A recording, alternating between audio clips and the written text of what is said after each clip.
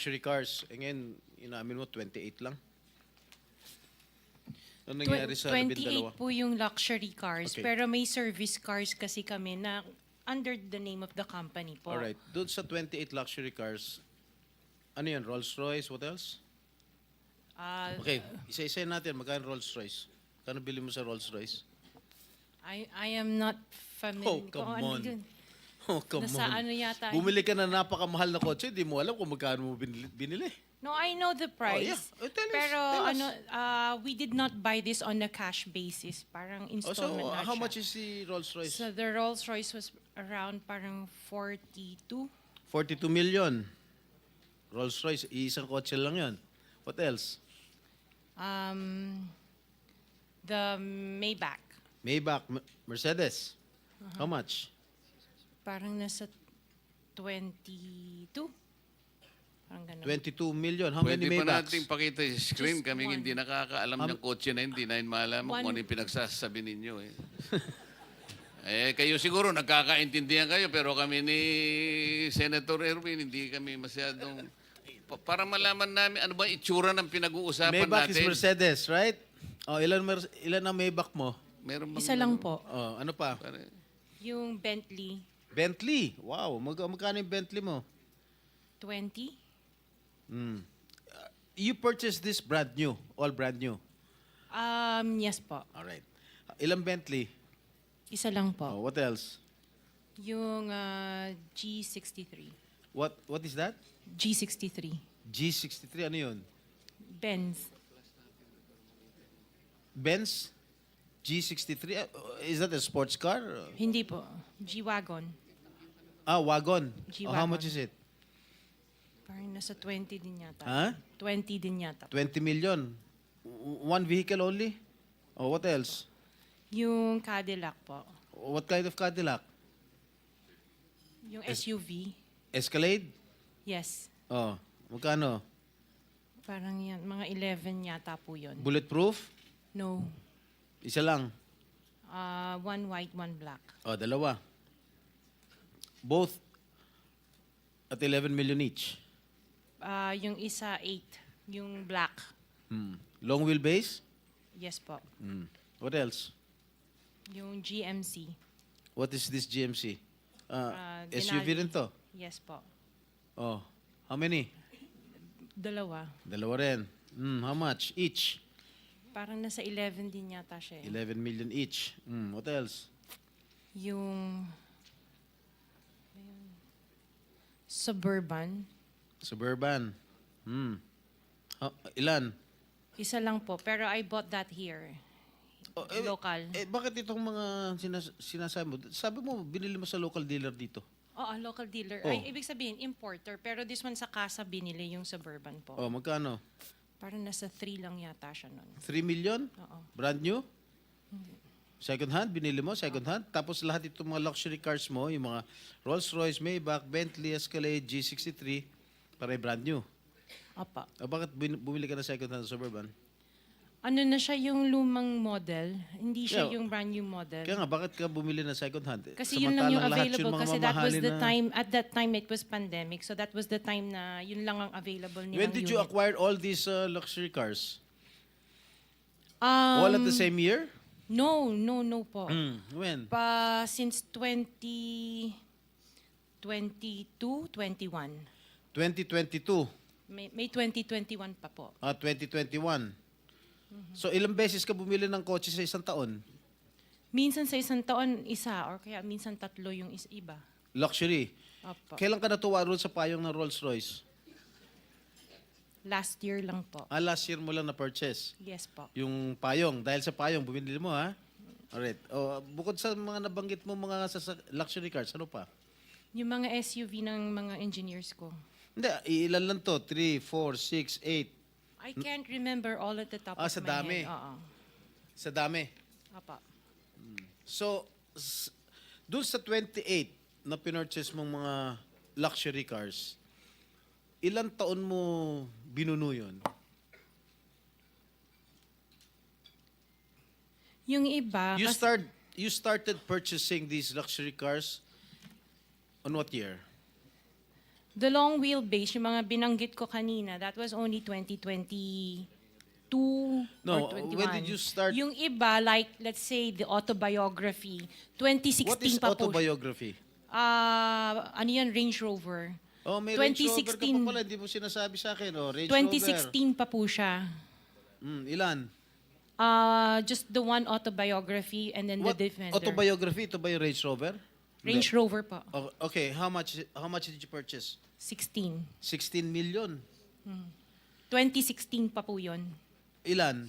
Isa lang po siya. What else aside from Range Rover? Sabi mo? Defender. Defender. Ano siya?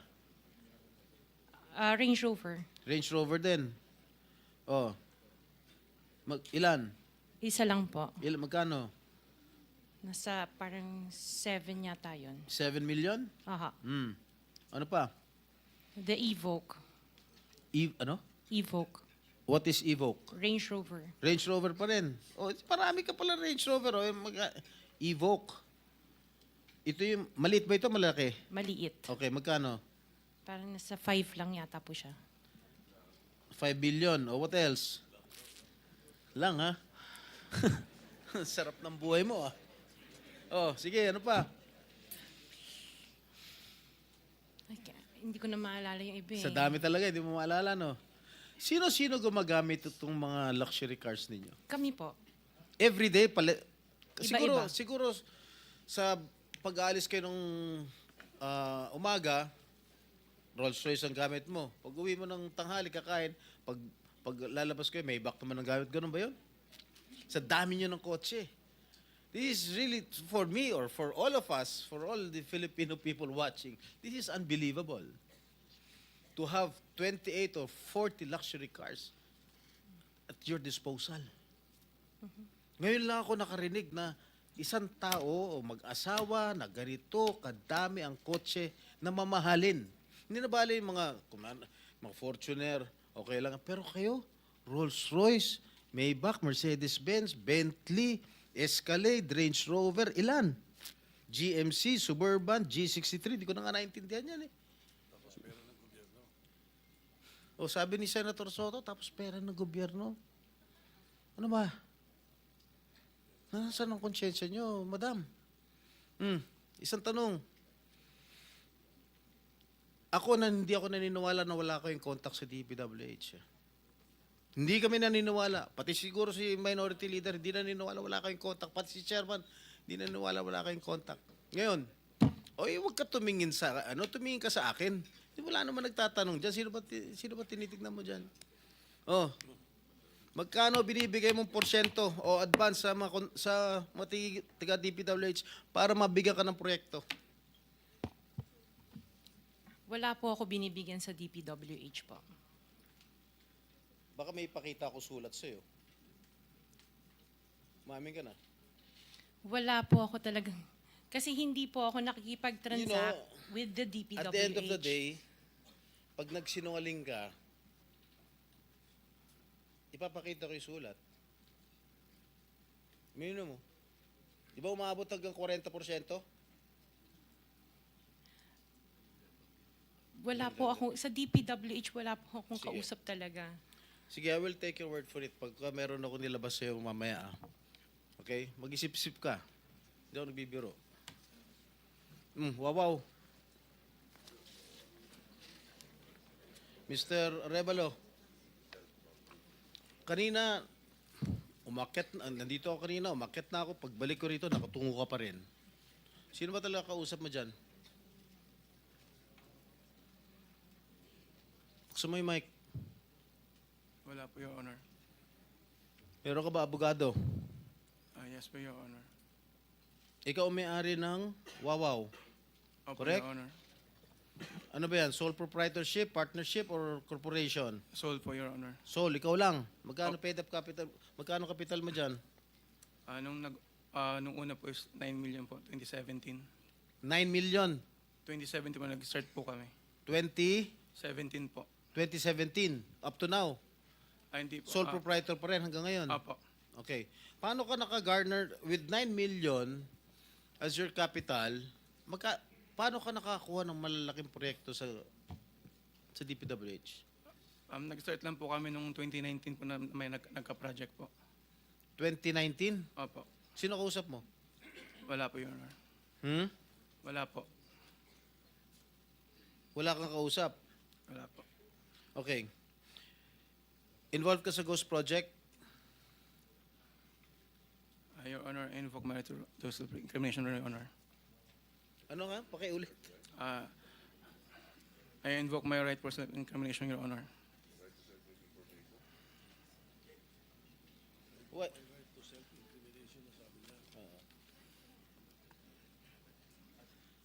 Senator Jinggoy, Malinaw ba Mr. Chair, pwede bang linawin muna natin yung sinabi kasi ang narinig ko, I invoke my right to self-incrimination.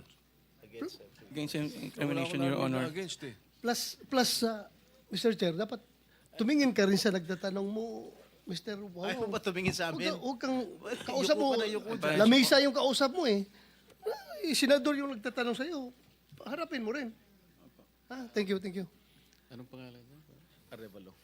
Mr. Arevalo, meron kang abogado? Yes po, Your Honor. Is he here? He can give you legal advice. Yes po. Nandiyan ba, abogado mo? Nasaan ang abogado mo, Mr. Arevalo?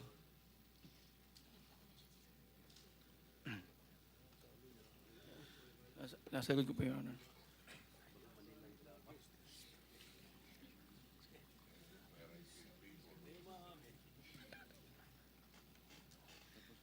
Hindi po.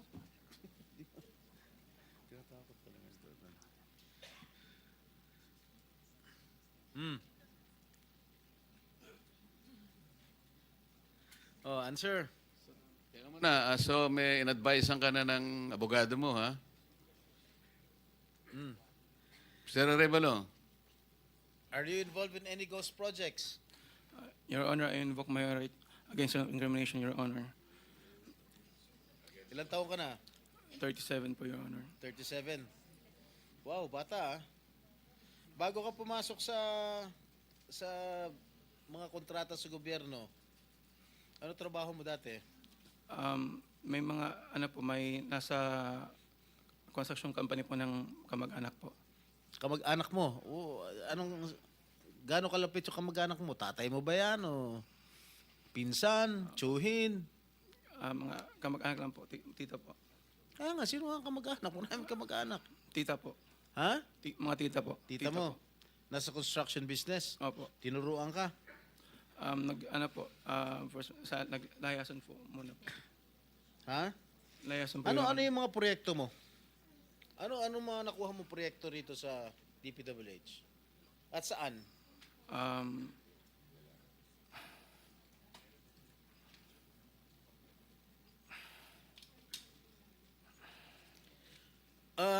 Mr. Arevalo, alam mo, malamig na malamig ulo ko ngayon ha. Pero pag ikaw, tumingin ka ng tingin na sa cellphone mo, hindi ko alam kung ano binabasa mo dyan, humarap ka sa amin. Opo. Yes po, Your Honor. Ikaw may-ari nito, di ba? Yes po, O Your di Honor. dapat alam mo. Ano yung mga proyektong na-awardan sa inyo ng DPWH? At saan-saan? Ano po, Your Honor? Hindi ko po na alam po yung exact number po. Gusto mo ako magbigay sa'yo? Kung saan-saan yung mga project mo? Gusto mo ako magsabi sa'yo? Come on. You're wasting our time. It's already 1:45. May session pa kami alas 3. At marami pa magtatanong. that is what I was trying to advise everybody. Kasi po, gagamitin sa session mamaya ito, 3 o'clock. Kaya nililimit po namin ang sarili namin na magtanong. So, Mr. Chair, Senator kung di naman Jinggoy, sumasagot ito hindi sumasagot agad-agad ito, how can you deduct it from my time? Hey, Mr. Arevalo, sumagot ka Yes po, agad. Your Honor. Ha? Yes po. Oh, alin-alin yung mga proyekto na na-awardan sa iyo ng DPWH at saan-saan to? Meron po kaming sa QC po, sa Metro Manila First. Meron din po sa Quezon. Bulacan. Your Honor, I invoke my right against self-incrimination, Your Honor. Anak ng patingo. tinatanong ko, how can my question incriminate you? Tell me. Tinatanong ko lang saan yung proyekto mo. I invoke my right against self-incrimination? Sorry po, Your Honor. Ha? How can that incriminate you? Tell me. Pinapainit ng ulo namin dito eh. May incriminate siya kasi nga, hindi niya may tuturo ko siya dahil ghost project siguro. Oh, Dahil po may mga ano po usapin na ano po na may mga allegation po na mayroon nga pong anomalya. Kung magsasalita po ako, pwede po magamit laban sa akin. oo nga. Simple lang naman. Wala na ako tinatanong sa'yo kung ano. Tinatanong ko lang, saan itong mga proyektong na-awardan sa'yo ng DPWH. Ang dami mong binanggit na probinsya. Quezon. Ano pa? Ano binanggit niya? QC. Karamihan nito, Bulacan. Ba't di mo mabanggit ang Bulacan? Ha? Meron ka pa nga San Juan eh. Hindi mo binabanggit eh. Ha? Metro Manila First po yun, Your Ano? Honor. Sa Metro Manila First po yun, Your Honor. Metro Manila first? Yes po, San Juan po. Oh. Yun po yung pinakuha namin project 2019. Sige. Yung Bulacan, meron ba? Sagot.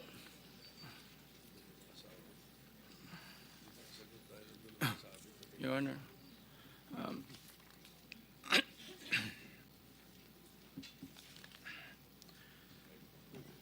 Uminom ka ng tubig.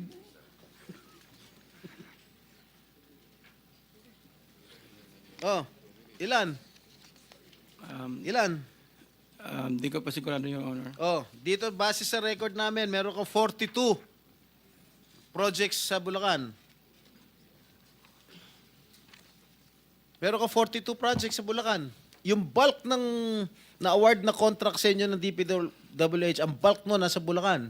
42. Ha? Dalawa sa San Juan. Dalawa yata sa Quezon. Meron sa Ilocos Norte. Meron sa Caloocan. Meron sa Laguna.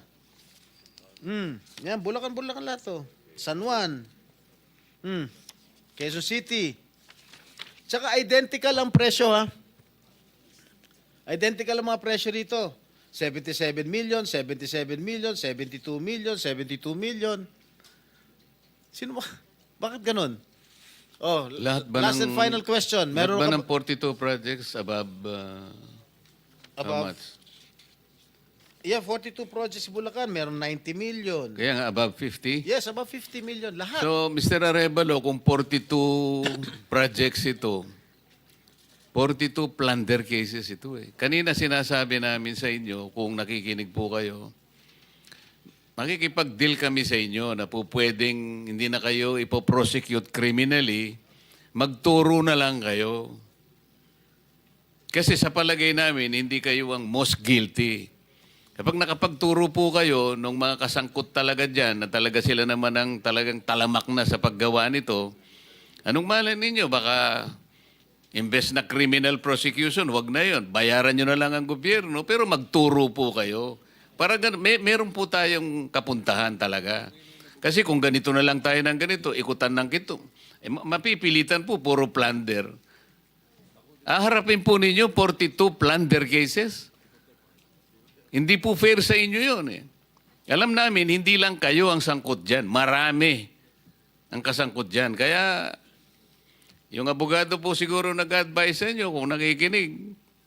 Tingnan nyo rin po na maganda ring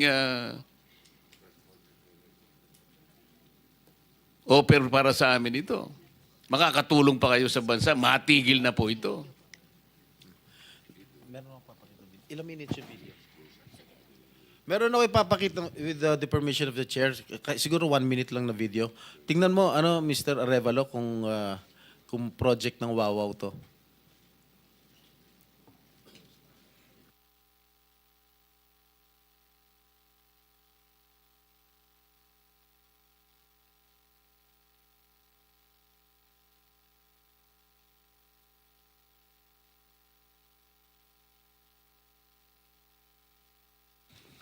Familiar ka dito? Familiar ka, Mike? Hindi po, Your Honor. Hindi. Dahil, hindi ka nga talaga magiging familiar dahil ghost nga. Tama? Yan, ang nakalagay dyan sa report, completed. Nakakubra ka na. Nabayaran ka na ng gobyerno. Pero, hindi pa completed. Tama ba, Ms. Cabral? Are you aware of this? Ngayon lang po na nakita yung video, Your Honor. Na hindi kompleto, di ba? Pero bayad sila. Wala po akong nakikita. Sa Hagonoy, Bulacan. So, hindi mo alam, Mr. Arevalo? Ngayon ko lang din po, Ha? nakita yung video. Ngayon ko lang din po nakita yung video, Your Honor. Oh, talagang hindi mo makikita dahil hindi mo naman alam. Kasi nga ghost. Di ba? Alam mo, nag-iisip na ako kung isa-site kita yung contempt dito eh. Huwag mo lang ako subukan, please. Okay, babalik ka kita next hearing ah. Miss Sarah. Mr. Chair, with the indulgence of the SP Pro Temp, Yes. interjection. Yes, Okay, please. provided it's very brief kasi Yes, kulang na very po brief, tayo Mr. Chair. sa panahon. Opo, very brief lang. Sabi nyo kanina, and salamat po sa SP Pro Temp at Mr. Chair.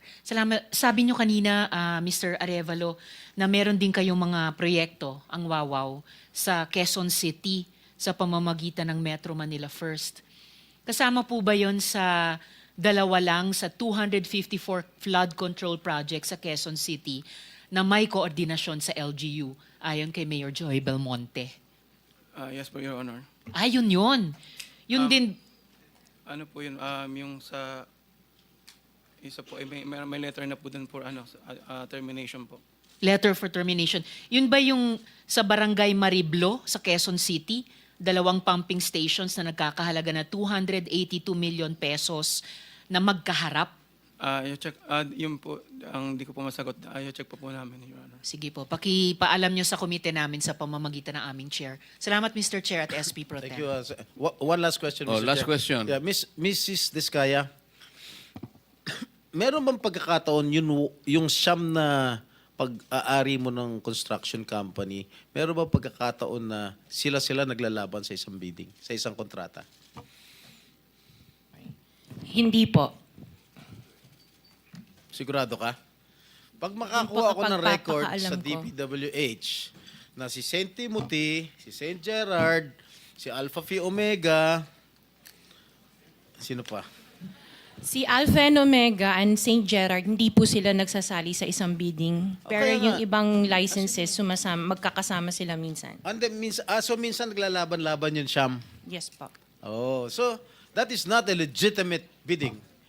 Dahil yung siyam na yon na naglalaban-laban sa isang award sa isang kontrata, iisa lang ang may-ari. So kahit sino doon, kahit sinong manalo doon sa bidding na yon, ikaw ang panalo. Dahil sa'yo lahat yun eh. Correct? Tama? Hindi po, kasi iba yung may-ari ng mga companies. Oh, I'm- sus. Kasi sabi I'm mo just lang ikaw. concerned with Alpha and Miss Omega. Diskaya, Opo. kanina, sinabi mo Alpha Phi Omega lang ang sa'yo. Opo. Nung tinanong kita ulit, in-enumerate ko lahat yung siyam na korporasyon, inamin mo sa'yo lahat yun. Oh, di ba? The records will bear me out. Opo. Oh, ngayon, ang tinatanong ko sa'yo, yung bang siyam na korporasyon na yun, Panglimang tanong na. naglalaban-laban ba sa bidding yan? Panglimang Yes tanong po. na yan eh. Sabi mo kanina, last question. Hindi ba sumagot? Ay, sumagot. Oh. Hindi, sagutin mo. Opo, sumagot ako. Oh, Opo. naglalaban-laban. Opo. So pag Sinagot ko. naglalaban-laban yung siyam na korporasyon sa isang kontrata, at kung sino manalo ron, kahit isa sa siyam na manalo, sa'yo pa rin yun. Ikaw pa rin ang panalo. Correct? Opo. Oh. Senator Erwin, Ang tanong ang very brief lang, baka Opo, tayo ang sagot panahon. po, ang sagot po diyan Senate Pro Temp nagbibiding